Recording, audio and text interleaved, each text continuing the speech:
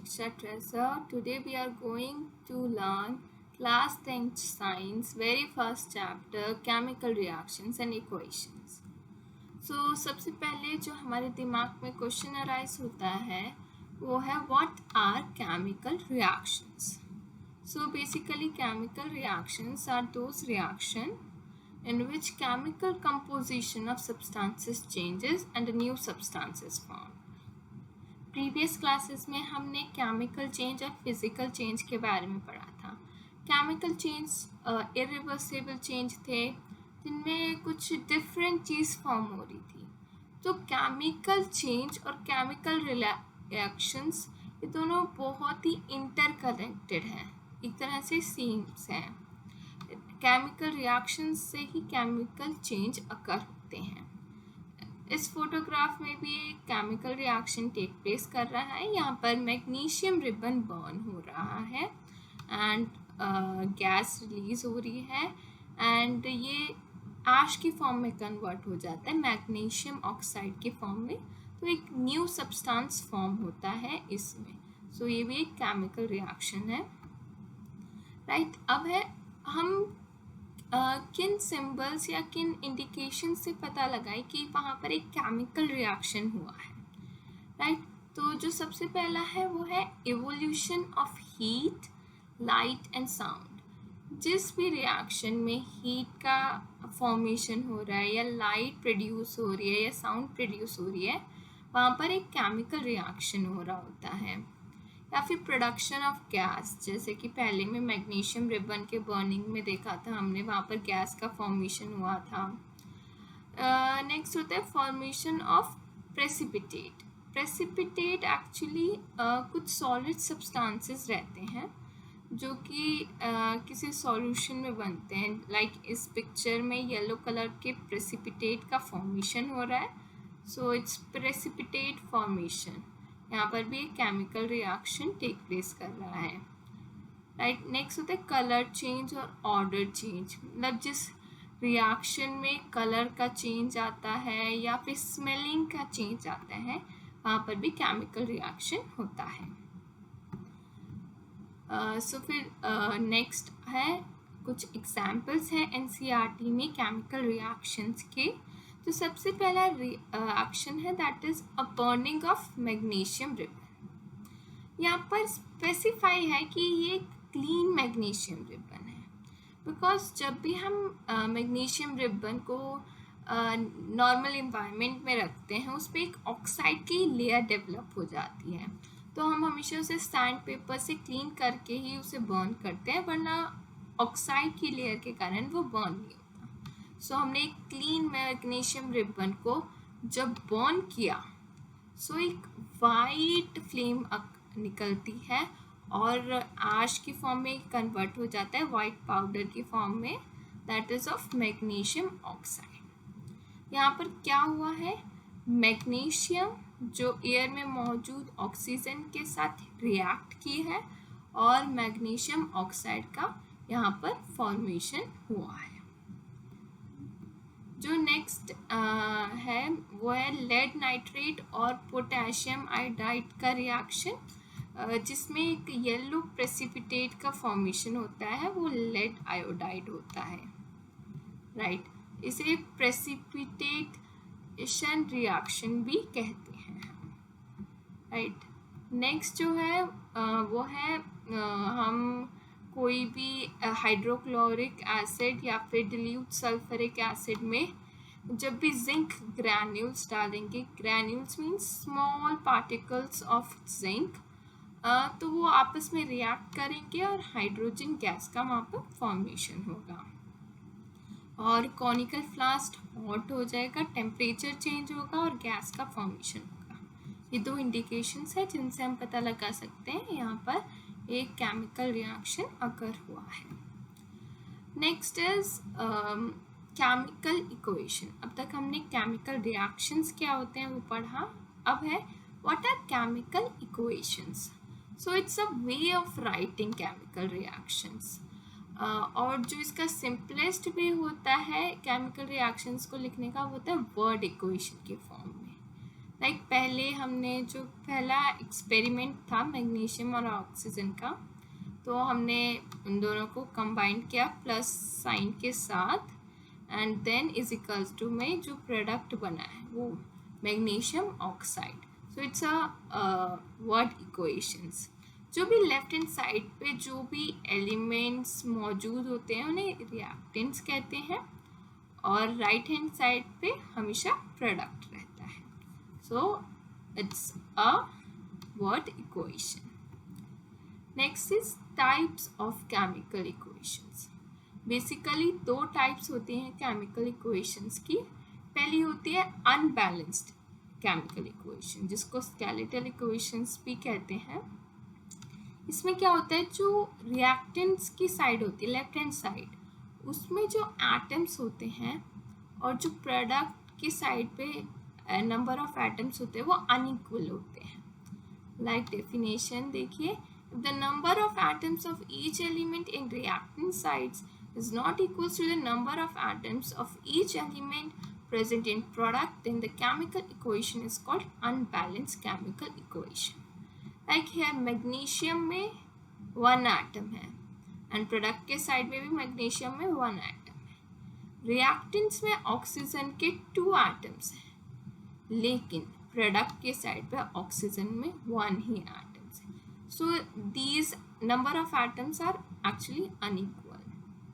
Next type है balanced equation. इसमें दोनों टाइप साइड के नंबर ऑफ एटम्स इक्वल होते हैं। लाइक मैग्नीशियम के 2 है, here also magnesium have 2 and oxygen have 2 and there oxygen also have 2 number of atoms. Now एक बड़ा ही इम्पॉर्टेंट क्वेश्चन है, that is why do we need to balance equation. क्योंकि unbalance equation में भी हमें सेम इंफॉर्मेशन मिलती है और बैलेंस इक्वेशन में भी हमें सेम इंफॉर्मेशन मिलती है। सो हमें बैलेंस्ड इक्वेशन की क्या ज़रूरत है। सो इसका रीज़न है the law of conservation of mass. Like हमने क्लास 9th में इस लॉ के बारे में पढ़ा था, that state that matter can neither be created nor be destroyed in a chemical reaction. तो जब हम अनबैलेंस इक्वेशन लिखते हैं उसमें जो नंबर ऑफ एटम्स है वो कहीं गायब हो जाते हैं, and which is according to this law not possible. So that's why we balanced these equations so that the law of conservation of mass is justified, right? So next topic is types of chemical reactions. हमने type of chemical equations किया। अब यहाँ पर 5 types हैं types of chemical reactions की। 5 है combination reaction, decomposition reaction, displacement reaction, double displacement reaction and redox reaction. इनको हम अब डिटेल में एक एक करके पढ़ेंगे।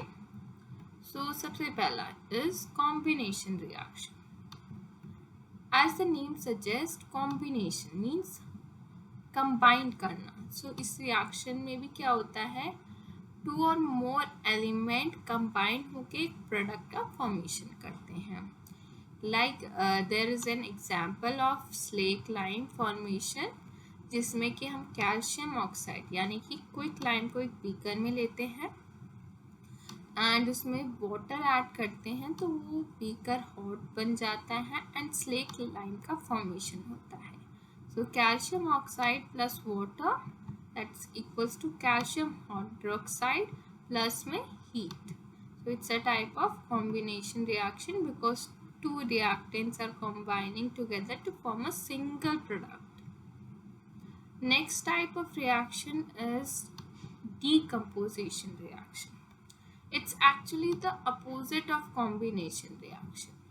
Combination में क्या हो रहा था, 2 reactants combine होके एक product का formation कर रहे थे।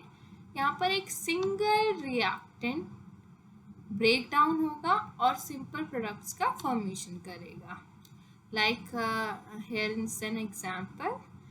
जब हम ferrous sulfate को heat करते हैं तो उसका एक तो कलर चेंज हो जाता है ferrous sulfate का, एंड एक बहुत ही बैड ऑर्डर आती है उसके अंदर से, and then it's converted into ferric oxide, then sulfur dioxide and sulfur trioxide.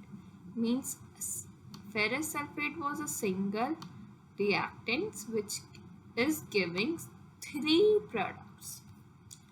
Like here we can check if it's balanced equation or unbalanced.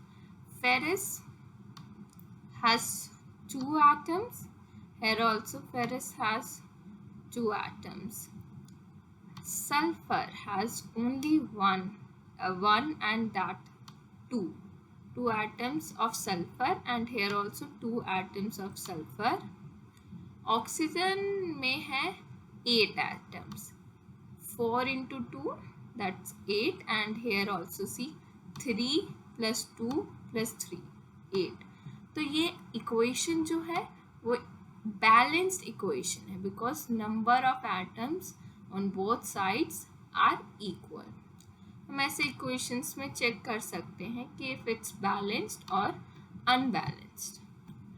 एक और एग्जाम्पल है decomposition reaction का ही, जिसमें जो कैल्शियम कार्बोनेट है वो हीट करने पर कैल्शियम ऑक्साइड और कार्बन डाइऑक्साइड में कन्वर्ट हो रहा है.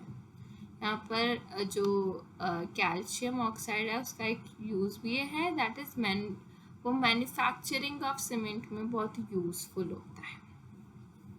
इस रिएक्शन में ना हमने क्या किया है, हीट किया है जो रिएक्टेंट है. और ऐसे टाइप के रिएक्शंस जिनमें हीट का यूज़ होता है that is called thermal decomposition reaction. पिछले में भी हमने फेरस सल्फेट को हीट किया था तो वो भी थर्मल डीकम्पोजिशन का ही पार्ट था. एक और एग्जाम्पल है थर्मल डीकम्पोजिशन का, इसमें हमने लेड नाइट्रेट को हीट किया है एंड देन उसके ब्राउन फ्यूम्स निकलते हैं जो कि नाइट्रोजन डाइऑक्साइड के होते हैं. साथ साथ में लेड ऑक्साइड और ऑक्सीजन का भी फॉर्मेशन होता है. तो सिंगल रिएक्टेंट और more products, it's type of decomposition reaction, right? और हीट इसमें यूज हुई है तो ये थर्मल है, राइट? इसमें आप देख सकते हैं कि ये पूरी इक्वेशन बैलेंस्ड भी है, नंबर ऑफ एटम्स दोनों साइड में इक्वल है. एक और एग्जाम्पल है थर्मल डीकम्पोजिशन का ही, बट ये एक स्पेशल केस है क्योंकि इसमें हमने इलेक्ट्रिसिटी का यूज़ किया है वाटर को हीट करने के लिए. सो इट्स इस टाइप को बोलते हैं इलेक्ट्रोलाइसिस. इसमें हमने एक प्लास्टिक मग में 2 कार्बन के इलेक्ट्रोड्स कनेक्ट किए हैं बैटरी के साथ, एंड जब हम इस सर्किट को पूरा करते हैं तो इलेक्ट्रिसिटी इन दोनों में फ्लो होती है. तो जो इस मग में जो वाटर होता है दोनों इलेक्ट्रोड्स में कुछ बबल्स का फॉर्मेशन होता है, एंड जो कैथोड की साइड होती है means that is negative side, वहाँ पर हाइड्रोजन का फॉर्मेशन होता है, एंड जो एनोड की साइड होती है दैट इज पॉजिटिव साइड, उसमें ऑक्सीजन का फॉर्मेशन होता है. और दोनों में जो रेशो होता है दोनों के बबल्स का होता है 2:1, मीन्स हाइड्रोजन 2 मॉलिक्यूल्स होते हैं और ऑक्सीजन 1 मॉलिक्यूल होता है. जब भी हम वाटर का कंपोजिशन करते हैं उसमें हम हमेशा H2O लिखते हैं. H2O से भी हम समझ सकते हैं मीन्स हाइड्रोजन तो हमेशा 2 रहते हैं और ऑक्सीजन के नंबर ऑफ एटम्स हमेशा 1 रहता है, राइट? सो एक और एग्जाम्पल है थर्मल डीकम्पोजिशन का, but this type of reaction is also called photolysis, क्योंकि हमने फोटो मीन्स होता है लाइट, और इस रिएक्शन में भी हमने सनलाइट का यूज़ किया है. सिल्वर क्लोराइड को हम जब सनलाइट के रेज में रखते हैं तो डीकम्पोजिशन होता है, जो सिल्वर क्लोराइड ब्रेक डाउन हो जाता है सिल्वर और क्लोराइड में. सो इट्स इसको फोटोलाइसिस भी कहते हैं। Next type of reaction is displacement reaction. इसमें जो मोर रिएक्टिव एलिमेंट है वो लेस रिएक्टिव एलिमेंट को डिस्प्लेस कर देता है। मतलब जो ज़्यादा पावरफुल वो लेस पावरफुल को डिस्प्लेस करता है। एक एग्जाम्पल है कॉपर सल्फेट और आयरन का। हमने जैसे कि आयरन ली है, एकदम क्लीन आयरन नेल्स ली है और उसको कॉपर सल्फेट सॉल्यूशन में हमने डिप करके रखा है ताकि इन दोनों के बीच में एक रिएक्शन हो सके। एंड रिएक्शन के बाद क्या होता है, जो फेरस होता है मीन्स आयरन, वो कॉपर से ज़्यादा पावरफुल होता है, तो वो कॉपर सल्फेट में से कॉपर को डिस्प्लेस कर देता है एंड आयरन सल्फेट या फिर फेरस सल्फेट कह सकते हो का फॉर्मेशन हो जाता है और कॉपर अलग हो जाता है। और जैसे नेल पे कॉपर की लेयर आ जाती है एंड जो ये सॉल्यूशन होता है इसका कलर भी चेंज हो जाता है बिकॉज आयरन सल्फेट का यहाँ पर फॉर्मेशन होता है। सो ये हुआ displacement reaction.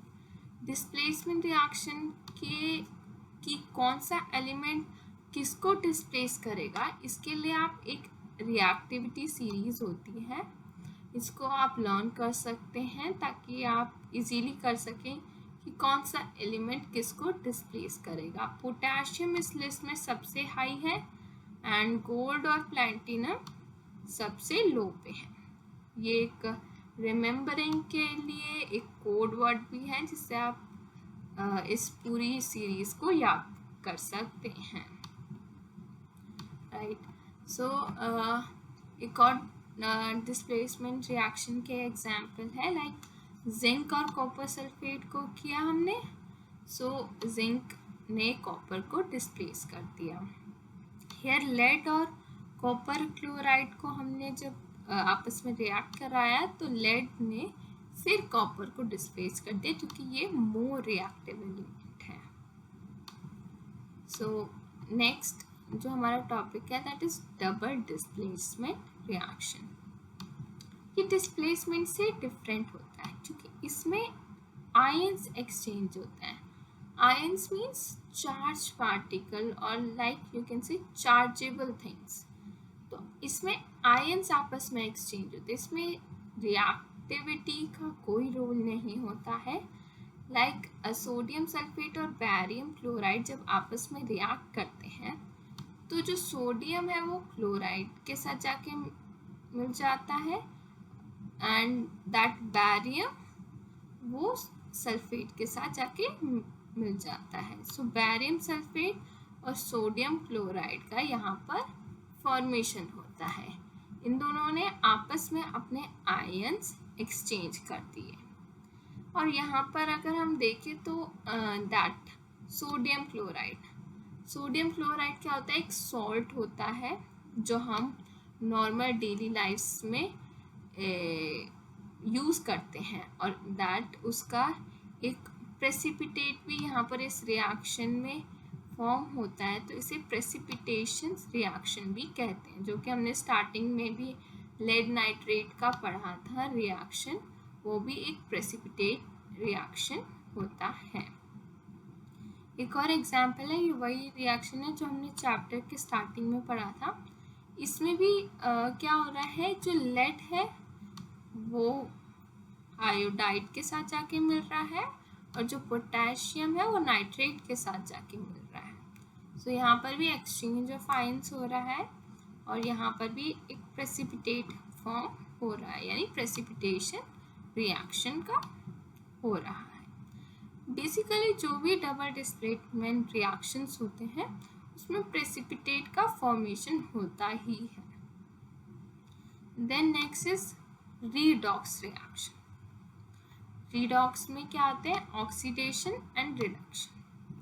Oxidation simply word से ही पता लगता है, गेन ऑफ ऑक्सीजन, और इसमें एक और भी प्रोसेस होता है that is loss of hydrogen. Either gain हो रहा है ऑक्सीजन या फिर हाइड्रोजन लूज हो रहा है, इस टाइप के रिएक्शन को ऑक्सीडेशन रिएक्शन कहते हैं। रिडक्शन इसका एकदम अपोजिट है, that is loss of oxygen और gain of hydrogen.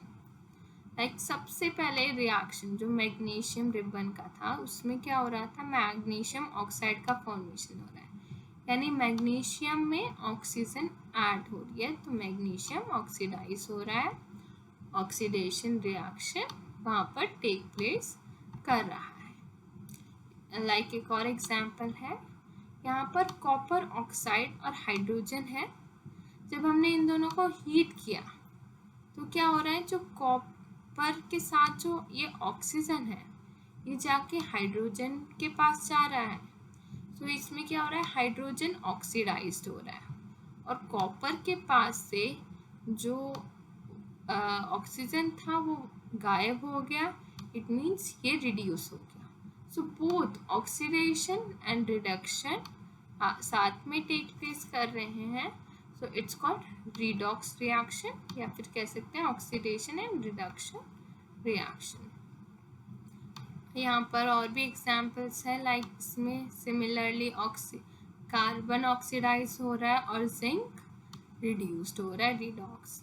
Same here, इसमें भी यहाँ पर क्या हो रहा है, जो ऑक्सीजन है वो जाके हाइड्रोजन के साथ मिल गया है एंड जो क्लोराइड था उसका हाइड्रोजन वहाँ से रिड्यूस हुआ है, यानी यहाँ पर ऑक्सीडेशन हुआ है, यहाँ पर ऑक्सीजन ऐड हुआ है, तो ऑक्सीडेशन, या हाइड्रोजन रिमूव हुआ है तो वो भी ऑक्सीडेशन, और यहाँ पर जब ऑक्सीजन रिमूव हुआ है तो रिडक्शन। सो जो नेक्स्ट टॉपिक है दैट इज कोरोजन। कोरोजन, हम अपनी डेली लाइफ में कोरोजन के बहुत सारे एग्जाम्पल्स देखते रहते हैं, लाइक आयरन नेल्स में जो जैसे रेडिश ब्राउन कोटिंग्स आ जाती है, या फिर सिल्वर पे ब्लैक कोटिंग्स या कॉपर पे ग्रीन कोटिंग्स, ये सब कोरोजन के ही एग्जाम्पल होते हैं। Corrosion is basically a process in which a metal is attacked by some moisture, acid या हम कह सकते हैं water, इन सब से जब वो अटैक हो जाते हैं that is called corrosion। और जब आयरन, मेनली आयरन जब ऐसे corrosion का शिकार हो जाता है तो that's called rusting of iron। यहाँ पर जैसे ये कोरोजन बहुत ज़्यादा डैमेज करता है हमारी car bodies, bridges, iron railings, ships को, so it's very harmful to all the metals। Then next topic is rancidity and it's our last topic। rancidity में क्या होता है, जो भी हमारे फूड आइटम्स होते हैं वो फैट्स और ऑयल्स जिन भी फूड आइटम्स में होता है वो ऑक्सीडाइज हो जाते हैं और उनका जो स्मेल और टेस्ट है वो चेंज हो जाता है। हम जो ऑक्सीडेशन और इस रेंसिडिटी को प्रिवेंट कर सकते हैं, कुछ मेथड्स आपकी बुक में गिवन है, that is first is adding antioxidant, means oxidation को ये प्रिवेंट करता है, सो फैटी और ऑयली थिंग्स में इसको डालते हैं, या फिर हम फूड को एयर टाइट कंटेनर्स में भी रख सकते हैं।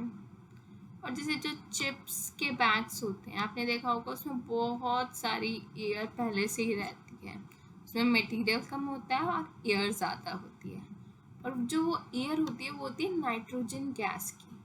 इससे क्या होता है, वो जो भी हम आपकी चिप्स हैं वो रेंसिड नहीं बनती, ऑक्सीडेशन उसमें नहीं होता, सो रेंसिडिटी इस प्रोसेस से प्रिवेंट हो जाती है। So that was all about chemical reactions and equation.